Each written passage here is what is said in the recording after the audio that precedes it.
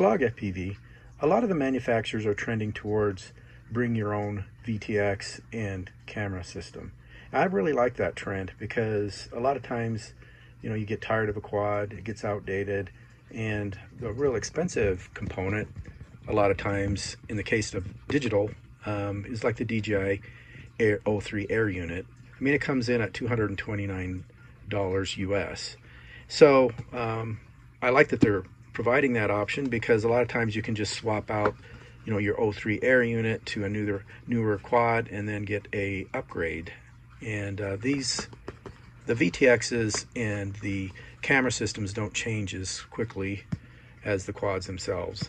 So I think that's a smart move. So today we're looking at the Emax Cinehawk 2.5-inch bring your own VTX and camera. And it comes in at $158.99 US. So let's see if it's worth the money.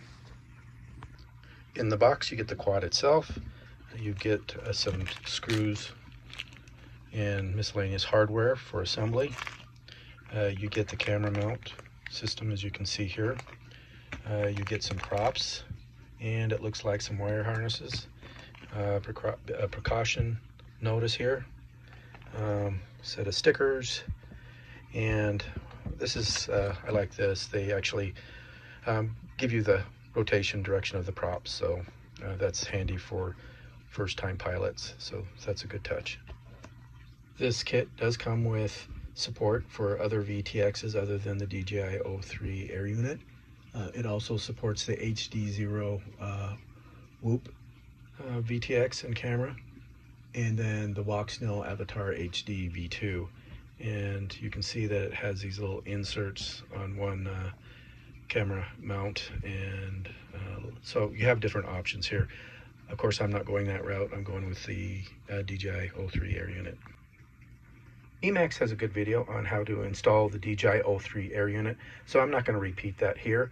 But when you get to the point in the video where they show you where they have the prop card removed and they start talking about adding a GPS nano module, it looks like they're using the Flywoo Goku GM10 Nano 3 V3. So at this point you're going to have to make a decision. The installation video they had showed that this wire harness was already pre-soldered on the back side of this flight controller.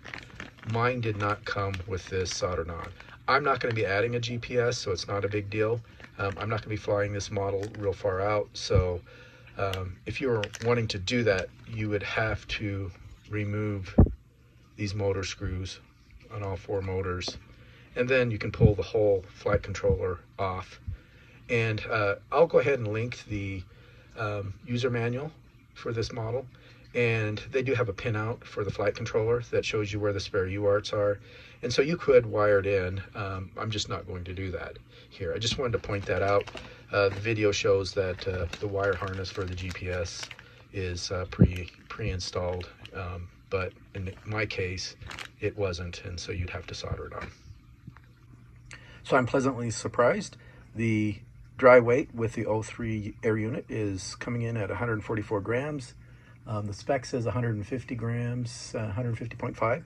So yeah, it's actually under the dry weight that is in the spec. With this 4S 650 milliamp hour Tattoo battery, we're coming in at 212 grams, well underneath 250. Even with this race battery, this is the R-Line Tattoo 4S 850 milliamp hour battery. It's coming in at 242 grams. So the takeoff weight on this is well underneath 250 grams. Next, I'm going to show you 3 different videos in varying conditions. The first will be in more cloudy and actually quite a bit of wind. I was surprised how well it did with the 850 milliamp hour heavier battery.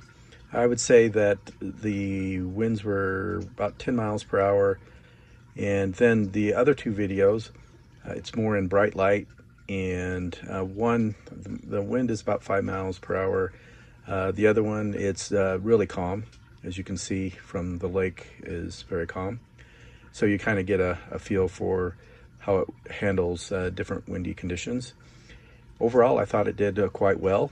and I will have a mixture of raw video mixed in with gyroflow, and I'll indicate that in the video so you can kind of see the comparison between post-processed with gyroflow and the other with just raw video.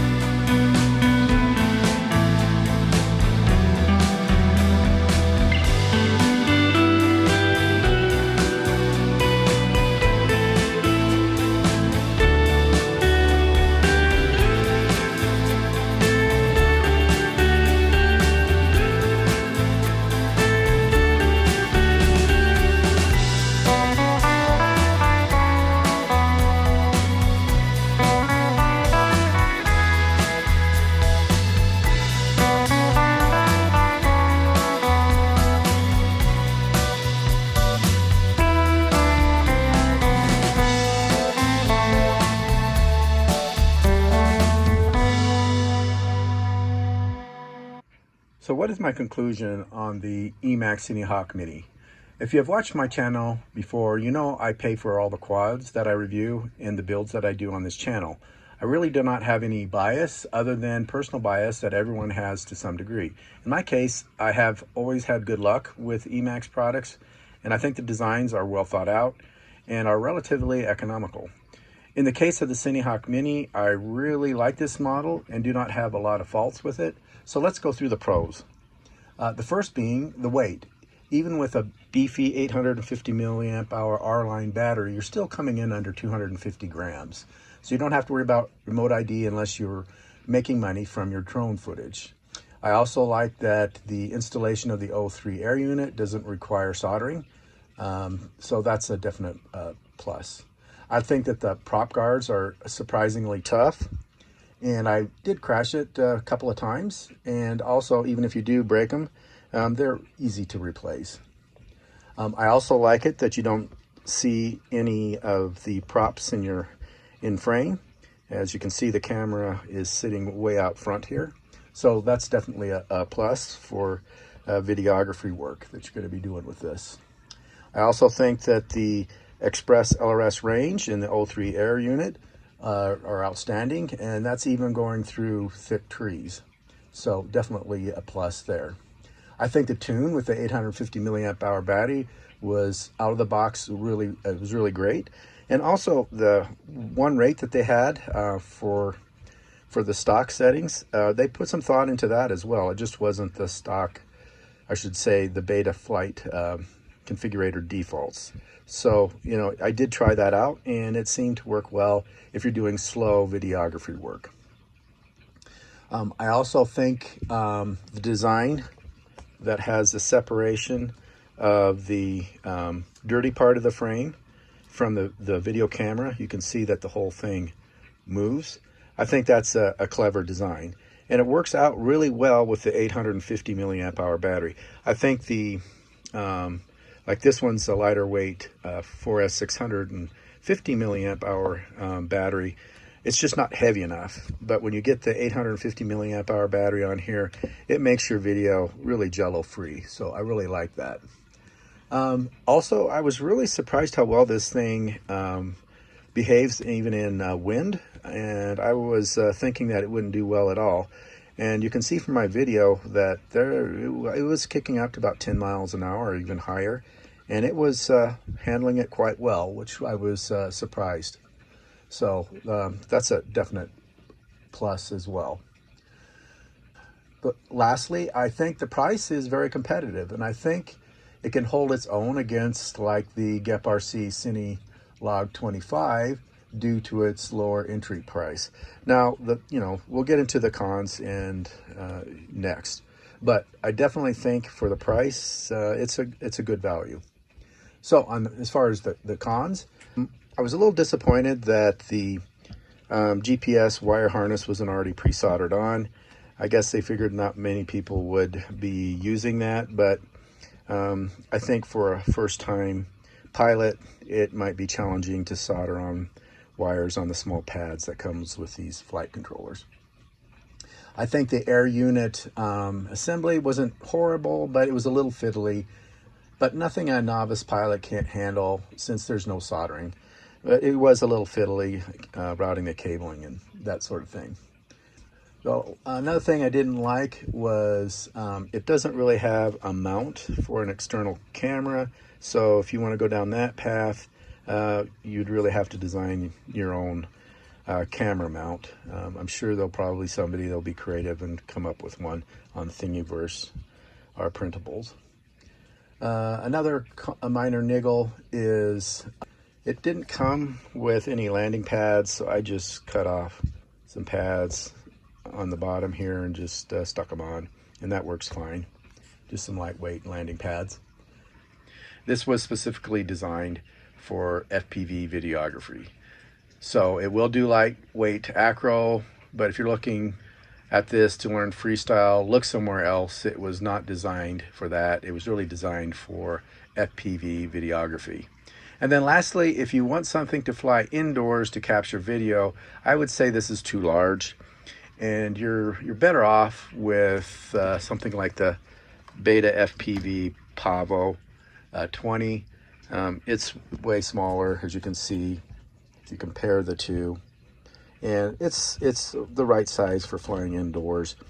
If that's what you're wanting to do, let's say that you want to take some pictures of a empty house or something like that, this is a much better solution than this. But on the opposite end of the spectrum, this handles wind way better than this little tiny Pavo 20 does.